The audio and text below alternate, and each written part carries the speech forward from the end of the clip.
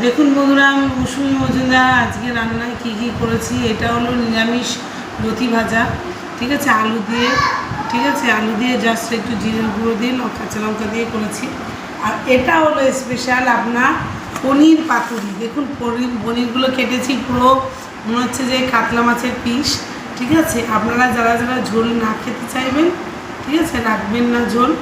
আর যারা যারা খেতে চাইবেন, মানে পনির পাতুরিটা অনেক সময় আপনার মেখেও করা যায়, কিন্তু আমি আজকে মেখে করাইনি। করার মধ্যে একটুখানি পনিরটাকে ভেজে নিয়েছি, একটু ঝাল খাবো যেহেতু আমরা নিরামিষ খাচ্ছি। হ্যাঁ, এবার আপনি প্রথমে করবেন কি, পনিরটাকে হালকা করে ভেজে নেবেন। ভাজার পরে সর্ষে আর জিরে, কাঁচা লঙ্কা কি শুকনো লঙ্কা যে যেরকম ঝাল খাবেন মিষ্টি দিয়ে পনিরটাকে মানে ভালো করে মেখে জল দিয়ে গুলে মশলাগুলো পনিরের মধ্যে ঢেলে দেবেন, ঠিক আছে। এবার টকবক করে ফুটলে যে যেরকম খাবেন নামিয়ে নেবেন।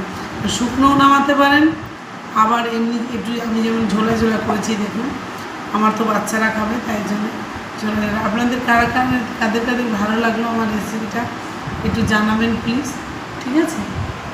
Tata, bye bye.